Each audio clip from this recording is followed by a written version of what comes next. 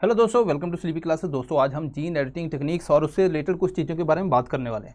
यहाँ पे हम इसको दो पार्ट में डिवाइड करेंगे। आज का जो है लेक्चर वो इसके ऊपर फोकस रहेगा, जहाँ पे SDN 1, 2, 3 आपने रिसेंटली न्यूज़ में सुना होगा, और बाकी टेक्निक्स हैं वो हम सेकंड पार्ट में करेंगे। इसके अलावा दोस्तों क्रैश कोर्स है अपना, जो इंडिविजुअल लोग हैं, जो इंडिविजुअल आप लेक्चर यूज़ करना चाहते हैं, तो आप यहाँ पे वो भी खरीद सकते हैं और आप पे करके वहाँ पे साइट के ऊपर विजिट करके पे कर सकते हैं। इसके अलावा दोस्तों अगर क्रैश कोर्स के अंदर आपको और डिस्काउंट चाहिए तो ये कोड यूज़ कर लेना, आपको मिल जाएगा। चलिए क्विकली मूव करते हैं दोस्तों। रिसेंटली गवर्नमेंट ने एक जेनेटिकली मॉडिफाइड ऑर्गेनिज्म के ऊपर कुछ बोला, क्या बोला है उसके ऊपर बात करेंगे, लेकिन पहले बेसिक समझ लो। यहाँ पे अगर जो है न्यूक्लियस है, न्यूक्लियस के अंदर क्रोमोसोम है, क्रोमोसोम के अंदर दोस्तों इस तरह से DNA है। DNA का अगर मैं बोलूँ कि अगर DNA जो है यहाँ पे अगर आप देख पाओगे तो ATCG इस तरह से कोडिंग से लिंक रहता है। तो अगर मैं बोलूँ कि इतना पोर्शन जो है वो DNA का, मान लीजिए कोई ब्लू कलर आई का है, उसके लिए कोड करता है, तो आपको वहाँ पे ब्लैक कलर चाहिए तो आप इस जीन को चेंज करोगे, निकालोगे, कोई नया एडजस्ट करोगे। ये होगी बेसिक की बात। DNA की अगर बात करें, जैसे नॉर्मल प्रोटीन की बात करते हैं, तो इस तरह से उसके अंदर कोडिंग है। अगर मैं ये वाली कोड जो है इसको चेंज कर दूं तो प्रोटीन भी अलग यहाँ पे बनता है। नॉर्मली ये बनता है, नॉर्मली हीमोग्लोबिन की अगर बात करें, लेकिन जो सिकल सेल है उसके अंदर फिर वो भी चेंज हो जाता है, तो आउटकम भी वहाँ पे चेंज होती है।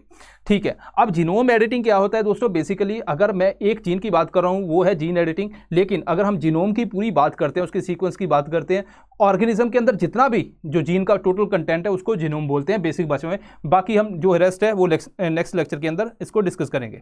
ये वाली टेक्निक जो है नेक्स्ट लेक्चर के अंदर हम डिस्कस करेंगे। चलिए बात करते हैं यहाँ पे। अब यहाँ पे एक डिबेट होगी कि मान लीजिए इंडिया के अंदर जैसे हम बात करते हैं, कोई भी अगर सपोज करो क्रॉप के अंदर आपने जीन एडिटिंग की, ठीक है, तो हम उसको क्या मान लेते हैं? GMO, genetically modified organism. तो हम क्या करते हैं कि जैसे मान लीजिए जेनेटिक इंजीनियरिंग अप्रेजल कमेटी के पास गई, उसके बाद एनवायरनमेंट मिनिस्ट्री है उसके पास गई, तो वो फाइनल अप्रूवल मिलता है। ठीक है, अब ये एनवायरनमेंट प्रोटेक्शन एक्ट के अंदर ये बोला गया कि GEC को, जो 1989 के अंदर रूल्स आए थे, इसके अंदर यहाँ पे बात की गई कि जो GEC है वो रिस्पॉन्सिबल है इस सारे को देखने में। अब ये प्रोसेस बड़ी कम्प्लेक्स है।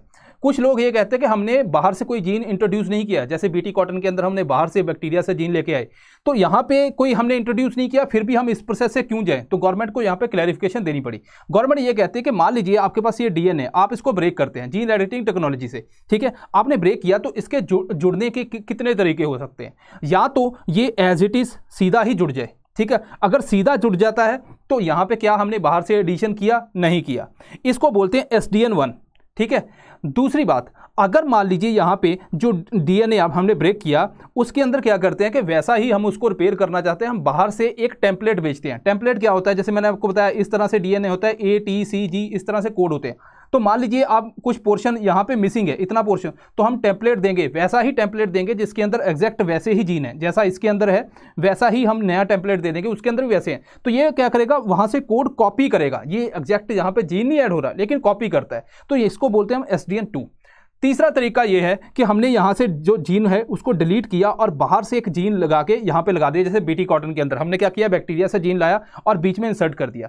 तो गवर्नमेंट ने बोला कि जो पहली SDN 1 एंड SDN 2 के अंदर, क्योंकि हम फॉरेन जीन नहीं है तो ये जीन एडिटिंग है, तो यहाँ पे इनको एग्जाम्पशन दे दी, इनको बोला कि आप GEC के थ्रू वो पूरी कंप्लेक्स प्रोसीजर आपके लिए जरूरत नहीं है। लेकिन जो SDN 3 है, क्योंकि यहाँ पे फॉरेन जीन ऐड किया है, तो इसको हम GMO बोल देंगे। तो ये गवर्नमेंट ने थोड़ा सा डिफरेंशिएट कर दिया SDN 1, SDN 2 और SDN 3 के बीच में। तो यहाँ पे ये वाला पोर्शन आपको याद रखना है।